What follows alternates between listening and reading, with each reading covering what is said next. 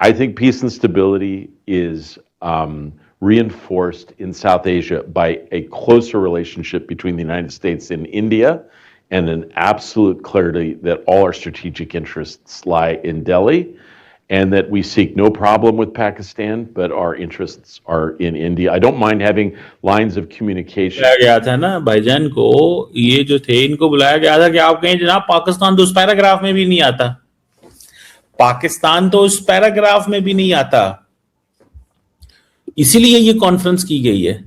यही था, राम माधव यही सुनना चाहते थे, इंडियन गवर्नमेंट यही सुनना चाहती थी, लेकिन राम माधव ने जो अपनी बात कर दी है वो डोमिनेट कर जाएगी इंडियन डिस्कोर्स के अंदर। उंगली उठा रहा है किसके ऊपर? वो उंगली उठा रहा है पाकिस्तान के ऊपर। कहता है कि पाकिस्तान वफादार नहीं है। हमसे पूछ लेते ये बात तो हम आपको बता देते, इसमें कौन सी नई बात है कि पाकिस्तान वफादार नहीं है, पाकिस्तान धोखेबाज है। Saying Pakistan is tilted towards the Americans. भाई जिससे पैसा लिया उसकी तरफ तो टिल्ट करेगा कि आपकी तरफ टिल्ट करेगा? जो फर्स्ट पीस टॉक हुई इस्लामाबाद में, कहा गया कि जी वो हमारी वजह से हुई, हमारी वजह से नहीं हुई, वो इसलिए हुई क्योंकि डोनाल्ड ट्रंप चाहते थे। डोनाल्ड ट्रंप की ख्वाहिश थी कि जी इस्लामाबाद में या पाकिस्तान में जो है वो पीस टॉक करवाई जाए ईरान और अमेरिका के बीच में। माय असेसमेंट इज, जो मेरी अंडरस्टैंडिंग है या मैं जो चीजों को देख रहा हूं वो यही है, ठीक है, कि भाई इंडियन जो लीडरशिप है they are into the game. वो समझते हैं कि पाकिस्तान की कोई वैल्यू नहीं है। ये सुनने वाली, ये इसकी सुने इस बंदे की बात। How much money has Iran given to the Pakistanis? How much? How much free oil have you given to the Pakistanis? What facilities and what kind of dollars have you given to the Pakistanis? And if your answer is nothing, then expect nothing from the Pakistanis. I think दोस्तों, geopolitics की दुनिया से एक बहुत बड़ी खबर निकलकर सामने आ रही है। हाल ही में हडसन इंस्टीट्यूट में एक हाई लेवल मीटिंग हुई जिसमें एक्स यूएस डिप्लोमेट ने भारत और पाकिस्तान को लेकर एक ऐसा बयान दिया है जिसने पूरे वर्ल्ड मीडिया का ध्यान अपनी तरफ खींच लिया है। उन्होंने साफ लफ्जों में ये कहा है कि अब अमेरिका के लिए पाकिस्तान की कोई स्ट्रेटेजिक वैल्यू नहीं बची है। उनका मानना है कि साउथ एशिया में शांति और स्टेबिलिटी तभी बनी रहेगी जब अमेरिका और इंडिया के रिश्ते और भी ज्यादा मजबूत होंगे। पहले के वक्त में अमेरिका अक्सर इंडिया और पाकिस्तान को एक ही तराजू में तोलता था, लेकिन अब ये सिनेरियो पूरी तरह से बदल चुका है। एक्स डिप्लोमैट ने यहां तक कह दिया कि अमेरिका का पूरा फ्यूचर अब सिर्फ और सिर्फ इंडिया के साथ ही है और उनका सारा स्ट्रेटेजिक इंटरेस्ट अब सिर्फ दिल्ली में ही लाई करना चाहिए और वहीं लाई करता है। उन्होंने बड़े ही बेधक आवाज में ये बोला कि हाइफन हटाने के वक्त आ गया है। अब इंडिया का नाम कैपिटल लेटर्स में लिखा जाता है, जबकि पाकिस्तान उनके स्ट्रेटेजिक विजन पे एक पैराग्राफ में फिट नहीं बैठता। हालांकि उन्हें ये भी कहा है कि वो पाकिस्तान से कोई दुश्मनी नहीं चाहते और लाइंस ऑफ कम्युनिकेशन खुली रह सकती हैं, पर जब बात फ्यूचर और दोस्ती की आती है तो अमेरिका के लिए इंडिया से बढ़कर कोई दूसरा देश नहीं है। दोस्तों, ये बयान दिखाता है कि कैसे ग्लोबल पावर डायनेमिक्स शिफ्ट हो रहे हैं और भारत की ताकत दुनिया भर में बढ़ती जा रही है। पाकिस्तान के लिए ये बहुत बड़ा सेटबैक है क्योंकि उन्हें पुराने साथी ने अब उनका साथ छोड़ दिया है और खुलकर भारत का पक्ष ले लिया है।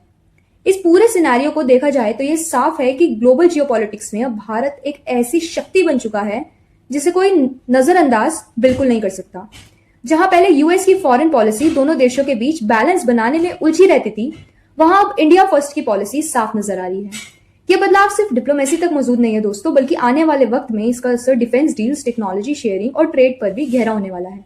डिप्लोमैट्स का यह कहना कि America future is with India Bharat के बढ़ते कद और मजबूत होते अर्थव्यवस्था का ही नतीजा है, जो पाकिस्तान के लिए एक बहुत बड़ा डिप्लोमेटिक सेटबैक साबित हो सकता है। peace and stability is reinforced in South Asia by a closer relationship between the United States and India, and an absolute clarity that all our strategic interests lie in Delhi, and that we seek no problem with Pakistan, but our interests are in India. I don't mind having lines of communication, but this is where our future lies, and that should be completely unambiguous. It's not enough to remove the hyphen. It is the India relationship is in capital letters, and Pakistan really doesn't even appear in the paragraph. इसीलिए इनको बुलाया गया था ना भाईजान को, ये जो थे इनको बुलाया गया था कि आप कहें जनाब पाकिस्तान तो उस पैराग्राफ में भी नहीं आता, पाकिस्तान तो उस पैराग्राफ में भी नहीं आता, इसीलिए ये कॉन्फ्रेंस की गई है। यही था, राम माधव यही सुनना चाहते थे, इंडियन गवर्नमेंट यही सुनना चाहती थी, लेकिन राम माधव ने जो अपनी बात कर दी है वो डोमिनेट कर जाएगी इंडियन डिस्कोर्स के अंदर। इंडिया का जो मीडिया डिस्कोर्स है उसमें राम माधव चलेगा social. This is what I see, this is what I believe.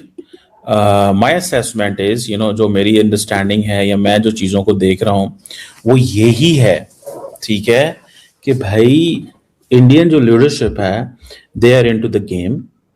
वो समझते हैं कि पाकिस्तान की कोई वैल्यू नहीं है। ये सुनने वाली, ये इसकी सुने इस बंदे की बात, ये जो कह रहा है कि पाकिस्तान के तो हमें परवाही कोई नहीं है, पाकिस्तान तो उस पैराग्राफ में भी नहीं आता। बेसिकली दिस इज लाइक, ये चीज जो है वो मुझे नजर आती है और उसकी समझ आती है कि ये हो रहा है।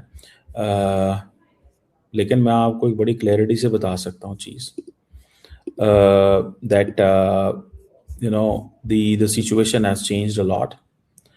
The mindset has changed a lot. The matter has changed a lot. और जो लीडरशिप है अमेरिका के अंदर, ये सवाल बड़ा इंपॉर्टेंट है कि जो डेमोक्रेट्स आएंगे तो क्या होगा, क्या पाकिस्तान के ऐसे ताल्लुक होगा? पाकिस्तान को अभी इस चीज़ की कोई परवाह नहीं है। उसकी वजह यह है कि वो विल मैनेज इट जब वो when we will cross the bridge when it will come. ठीक है जी।